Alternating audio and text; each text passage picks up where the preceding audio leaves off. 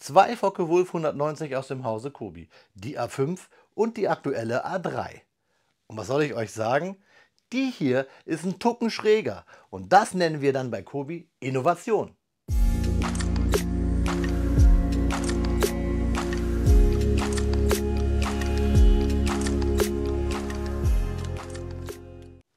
Willkommen in der Noppenklötzchenscheune.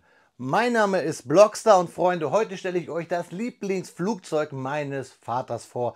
Gott hab ihn selig. Er hat dieses Flugzeug mehrmals als ferngesteuertes Flugzeug gehabt. Es ist ein legendäres Flugzeug aus dem Zweiten Weltkrieg mit einem Namen, der immer für Irritationen sorgt. Freunde, ich stelle euch heute die 5741 vor, die Focke-Wulf FW 190 A3. Hier die gelbe 7 aus der Historical Collection World War II Focke-Wulf. Nicht Fokker, nicht Focke-Wulf, Focke-Wulf. Freunde, kommt mit mir auf den Bautisch, dann schauen wir uns den Inhalt und die Geschichte zum Piloten und dieses Flugzeuges genauer an.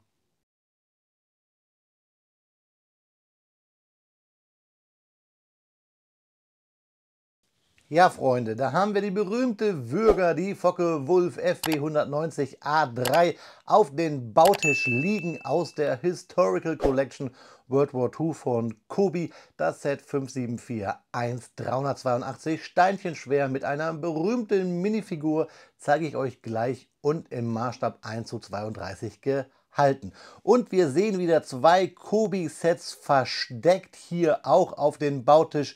Eigentlich sogar drei. Hier doppelt ist sicher B-17 und P-51D Mustang. Und genau diese hier habe ich euch sogar schon mal vorgestellt in Metallic. Schauen wir uns mal die Rückseite an unserer gelben 7 vom Jagdgeschwader 1.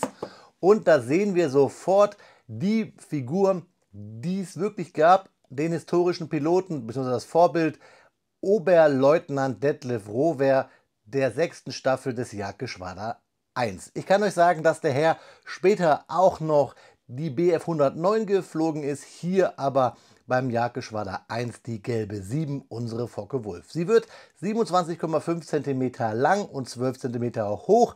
Typisch wie bei Kobi-Flugzeugen im Maßstab 1:32. Wir können hier das Querruder betätigen und das Fahrwerk ein- und ausklappen sowie die Kanzel öffnen. Fakten bekommt ihr gleich und wichtig bei Flugzeugen ist immer noch einmal die Spannweite. Ihr seht hier 32 cm braucht ihr nach links und rechts, wenn ihr das Flugzeug ins Regal stellt. Flugzeuge sollen fliegen und damit wir sehen, was sich hier an Kobi-Steinen und Anleitungen im Karton verbirgt, muss auch unsere Focke-Wulf einmal fliegen und deswegen starten wir jetzt die Motoren. Ja, Freunde, da haben wir 15 kleine Tüten auf unserem Bautisch liegen, sowie eine große DIN A4 klammergebundene Anleitung im Hochglanzdruck in Europa gedruckt und gepackt und hergestellt. Generell bei Kobi ja alles aus Europa, richtig klasse. Natürlich haben wir hier bei einem Flugzeug, was fast nur schwarz-grau ist und weiß, nicht so wirklich die lebensbejahenden Farben. Wie immer finde ich schade, dass wir so viele Tüten haben. Irgendwie, ja, weiß ich nicht, vergeht immer so viel Zeit beim Auspacken und Aufschneiden der Tüten. Gefühlt, und ich übertreibe jetzt, packe ich mehr Tüten aus, als dass ich das Set wahrscheinlich bei 382 Steinchen bauen werde. Naja, geschenkt. Wir schauen uns jetzt einmal ganz kurz die Anleitungen an. Ich habe es euch gesagt, dass die klammergebunden ist DIN A4. Natürlich ist hier dieses schöne Artwork jetzt nicht mehr vorhanden. Das macht Kobi immer so. Altersempfehlung ab 7 Jahren. Wir bauen mit Kobi-Anleitungen wie folgt. Wir haben keine Seitenzahlen, deswegen arbeiten wir uns von Baustep zu Baustep durch. Der aktuelle Baustep ist immer farblich, erkennen wir hier, weil der Baustep 1 hier schon ausgegraut ist. Pfeile weisen uns immer den Weg, hier auch. Manchmal muss man auch die Sets drehen. Und in diesen Rechtecken sehen wir, welche Steine wir für jeweilig den Baustep brauchen. Anleitungen gibt es auch, also so Legenden, wo wir sehen, hier brauchen wir eine 1x2er Flat-Teil, eine Fliese. Also Kobi hilft euch da, wenn ihr neu seid. Auch hier zum Beispiel sehen wir bei diesen kleinen Gnubbelantennen, dass es da eine kleine und eine lange Version gibt, A und B. Also wirklich, Kobi unterstützt da Neulinge immer mehr mit den Anleitungen. Auf den letzten Seiten gibt es immer eine Teilübersicht. Wenn euch Steine fehlen, könnt ihr das dann hier kontrollieren. Da gibt es eine URL zu, wo ihr es monieren könnt. Eine Anleitung, wie man die Minifigur zusammenbaut, gibt es auch. Und generell sind wir mit unserem Flugzeug fertig beim Baustep 74, wenn wir den Stand, den es ja bei den Flugzeugen fast immer dabei gibt, bauen. Aber mit dem eigentlichen Flugzeug sind wir fertig mit dem Baustep 66. Ich liebe Kobi-Anleitungen, weil sie hinten immer so schöne, wie sagt man so schön, Serviervorschläge hat. So ein bisschen Werbung. Ich mag ja Kobi-Sets und ich kann euch sagen, hier auf dieser Übersichtsseite, alle Flugzeuge habe ich beziehungsweise auch fast schon gebaut. Das muss ich euch noch reviewen. Findet ihr aber alles hier oben auf dem i auf der Kobi Playlist. Ich freue mich jetzt auf jeden Fall, euch ein paar Fakten zu liefern zum Piloten und zu seiner Einheit. Ich wünsche euch viel Spaß bei diesen Fakten und mir beim Klemmen, liebe Freunde.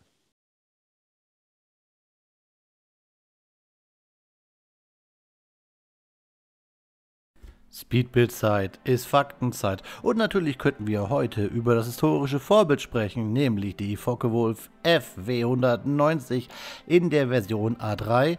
Aber nein, Freunde, das heben wir uns auf, denn ich hoffe, dass Kobi noch viele Versionen der Focke-Wulf 190 vorstellen wird.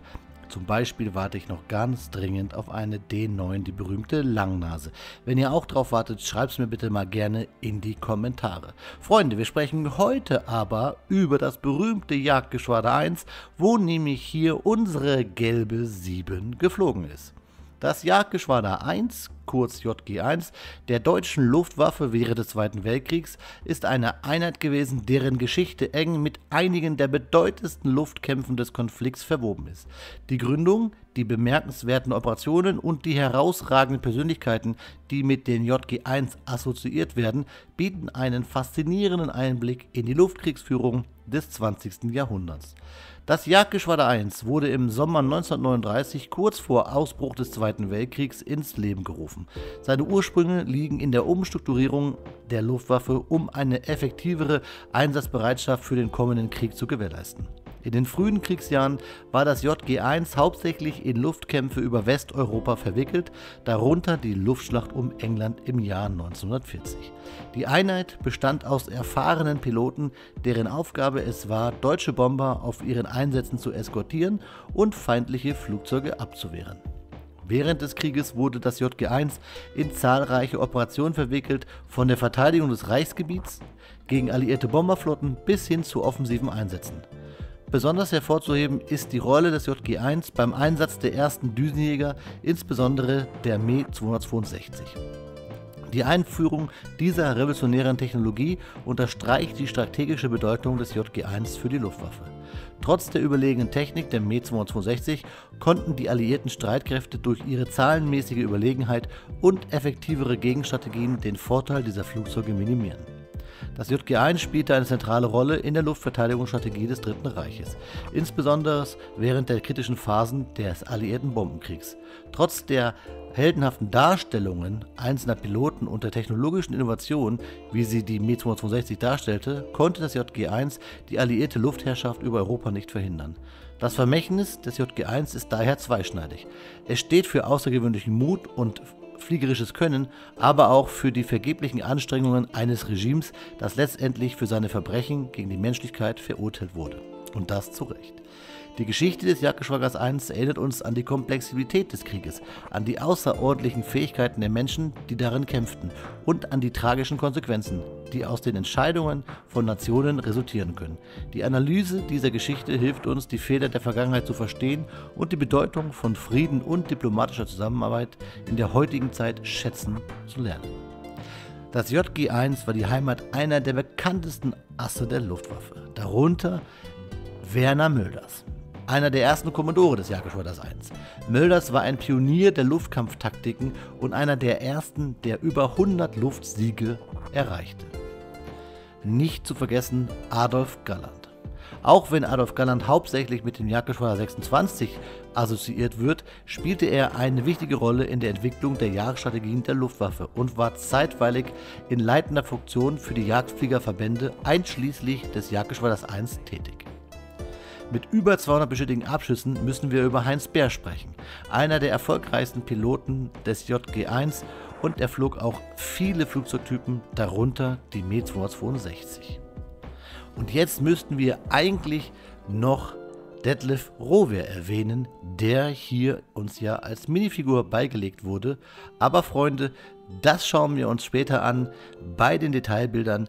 Jetzt gehen wir erstmal in das Klemmbaustein-Review unserer Focke-Wulf FW 190 A3, den Kobi-Set 5471. Viel Spaß und vor allen Dingen, Freunde, dranbleiben, dann gibt es nachher noch die Fakten zum Piloten. Nach einer Stunde Bauzeit steht sie da, unsere 5741, unsere Focke-Wulf FW 190 A3 aus dem Hause Kobi, die natürlich dann in der Historical Collection World War II daherkommt. Ja, Freunde, die Geschichte der Focke-Wulf bei Kobi ist lang und etwas undurchsichtig. Wir haben mehrere Modelle von der Focke-Wulf bei Kobi, von der A3 bis über die A8. Fangen wir mal rückwärts an. Von der A8 haben wir die 5535 aus 2017, die 5704 aus 2019. Dann haben wir natürlich aus 2022 die 5722, nämlich die A5. Und dann die 5514 aus 2016, die A4, sowie die hier von mir zu präsentierende A3 aus 2023. Ja, Freunde, das ist so ein bisschen die Übersicht der Focke-Wulfs 190er Versionen, die Kobi noch hat. Ich kann euch sagen, ich werde das ganze Video über es beten, dass ich unbedingt eine D9 haben möchte. Oder eine TAR 152, darüber würde ich mich auch freuen. Ich habe euch hier zur Gegenüberstellung einmal die A5-Version, die 5722 aus 2022, hier rechts hingestellt, einfach damit wir gleich mal so ein bisschen vergleichen können.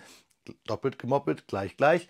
Aber es ist ganz wichtig, denn ich habe ja am Anfang so ein bisschen bei diesem Video den Gag gemacht, dass Kobi hier die schräge Innovation nennt, denn wir können es vielleicht gleich schon sehen, wir haben hier gerade Flügel, während wir bei unserer Version der A3 hier ein etwas geknicktes Flügelbild haben und das ist einer der größten Punkte, wo sich dieses Flugzeug hier ein wenig unterscheidet. Natürlich bei der Bewaffnung auch, das sehen wir hier auch im ersten Blick, dass wir hier nur zweimal Rohre aus den Tragflächen reichen haben, beziehungsweise hier dann natürlich 4. Farblich, da haben wir natürlich sowieso auch einen Unterschied. Grob noch zur 190er, zur Bürger. Das ist, glaube ich, wenigen bekannt, dass ca. 19.500 Stück der verschiedenen Versionen gebaut wurden und es eine, ja, im Internet veröffentlichte Zahl gibt von 20.000 plus mehr Abschüssen, die mit solchen Maschinen im Zweiten Weltkrieg getätigt wurden. Das heißt also, bei 19.500 Stück, die circa produziert wurden und bei über 20.000 Abschüssen mit diesen Maschinen, sind wir fast bei 1,00 noch irgendwas Abschüssen pro Flugzeug. Also was für eine Verschwendung von Material und Menschenleben. Aber das ist bei diesem Thema, bei Konflikten ja sowieso immer das, was wir nicht vergessen dürfen. Von der A3-Version wurden circa dann 952 Versionen gebaut. Wie gesagt, insgesamt 19.500 Stück, so circa. Diese Version hat 344 Steinchen. Unsere Version hier hat 382 und das kommt wahrscheinlich durch diesen Bau der Knickflügel. Und das zeige ich euch jetzt mal ganz kurz, denn wir möchten ja vielleicht auch mal wissen, wo ist hier die Innovation, die ich so angepriesen habe. Es ist ja nicht wirklich Innovation, denn der geneigte Kobi-Bauer kennt es ja schon, dass Kobi diese Bautechnik macht. Nur hier ist es mal ganz interessant, bei einem Vergleichsmodell das zu sehen. Und zwar hier sehen wir diese Bautechnik mit diesen Steinchen, mit diesen kleinen Röhrchen, nenne ich sie mal. Und dann haben wir hier die Balljoints für Hinges, die dann an den Tragflächen kommen. Das sehen wir hier so ab Baustep 51. Und hier unten genauer dann beim Baustep 57 sehen wir dann, wie wir die Hinges anbringen und somit dieses Flügelprofil hinbekommen. Das wollte ich euch nur zeigen. Generell die Anleitung sonst, ja, Kobi leicht möchte ich sagen. 7 Plus gehe ich hier schon mit d'accord, wobei natürlich auch immer ein paar Steinchen überbleiben, die aber auch mit 7 Jahren nicht mehr verschluckt werden sollten. Ein paar, ja, Hebelchen, C-Claim, ganz wichtig, den Bügelperlen-Aufbügler und eine Bügelperle sowie hier dann eine Pilotenhaube, die mit Brille, auch hier die blauen, zeige ich euch aber gleich nochmal, wenn wir uns den Piloten anschauen. Ist hier ja eh ganz wichtig. Ich zeige euch gleich die Pilotenfigur, aber die Fakten zum Piloten bekommt ihr dann, wenn wir uns dieses Set noch einmal im Detail angucken nach diesem Review. Ich möchte euch jetzt nur noch mal ein bisschen die Unterschiede kurz zeigen zwischen den Versionen, bevor wir uns diese Maschine genauer angucken. Zum Beispiel haben wir hier große Hinges als Querruder, während wir hier bei Kobi bei der neuesten Version dann diese gegossenen und bedruckten Teile haben. Auch ein großes Beispiel ist, vielleicht an alle, die das Review dieser Maschine gesehen haben, müsste hier oben auf dem i sein, dass der Stand hier sehr, sehr schlecht ist, während er hier sehr, sehr gut hält. Sonst sind grob die Bautechniken eigentlich die gleichen, außer halt das, was ich euch gerade gezeigt habe, hier unten mit dem Fahrwerk. Die Maschine zeige ich euch jetzt trotzdem noch mal ganz kurz, weil sie mir trotzdem farblich sogar einen Tucken besser gefällt. Aber hier seht ihr das gerades Flügelprofil, weil wir hier nicht mit diesem Hinge-System arbeiten. Und ich lege sie mal jetzt hier nicht auf den Stand, weil der Stand halt hier sehr, sehr schwach ist. So, wir schieben dich mal so in Parkposition. Und dann natürlich hier unsere aktuelle. Da klappe ich kurz das Fahrwerk einmal aus. Das können beide Maschinen hier so zack, zack. Ich stelle sie kurz hier hin und wir schauen uns kurz den Stand an mit der Minifigur. Erstmal hier der Stand generell schön, ja, stabil. Ihr seht sogar, es war schräg drauf und trotzdem hat die Maschine gehalten. War hier jetzt nicht so der Fall.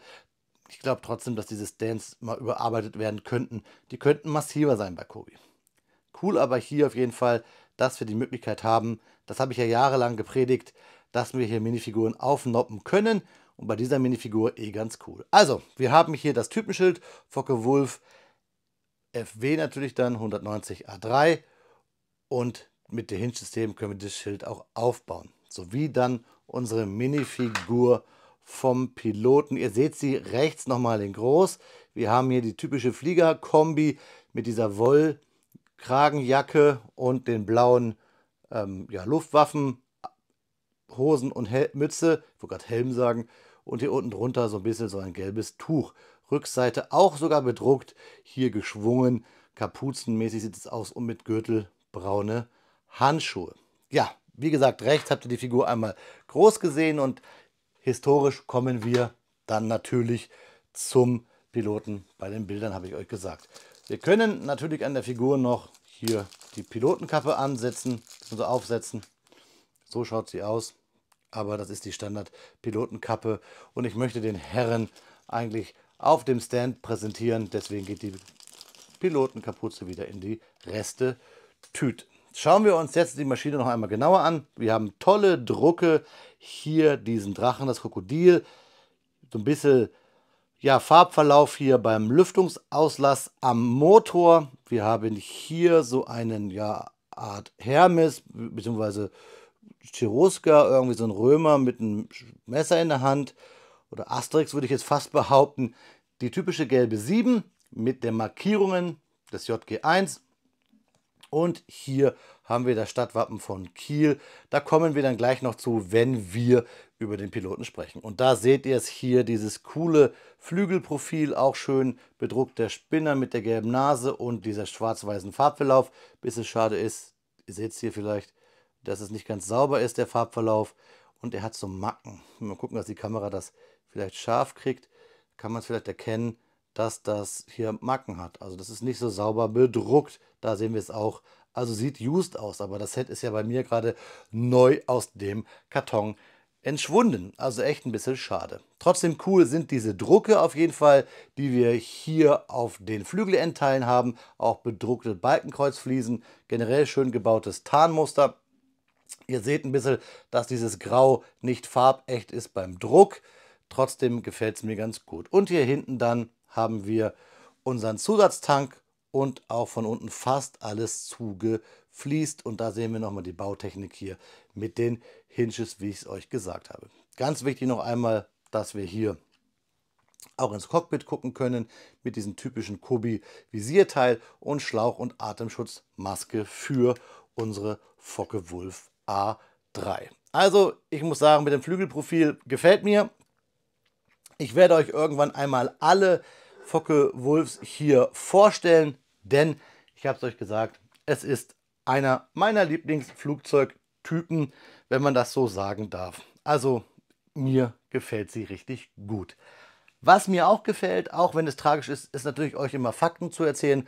Tragisch ist es halt, weil es hier tragische Fakten zum Piloten gibt. Die bekommt ihr jetzt bei den Detailbildern und dann schauen wir uns zum Abschluss noch einmal in die Augen, liebe Freunde. Wie versprochen bekommt ihr Bewegtbilder hier in 360 Grad View und dabei Fakten zur Kobi-Pilotenfigur zu Detlev Rohwer. Detlev Rohwer ist am 14. November 1970 in Kiel geboren worden und war ein Luftwaffenast und Träger des Ritterkreuzes des Eisernen Kreuzes im Zweiten Weltkrieg. Das Ritterkreuz des Eisernen Kreuzes wurde für extreme Tapferkeit auf dem Schlachtfeld und erfolgreiche militärische Führung verliehen.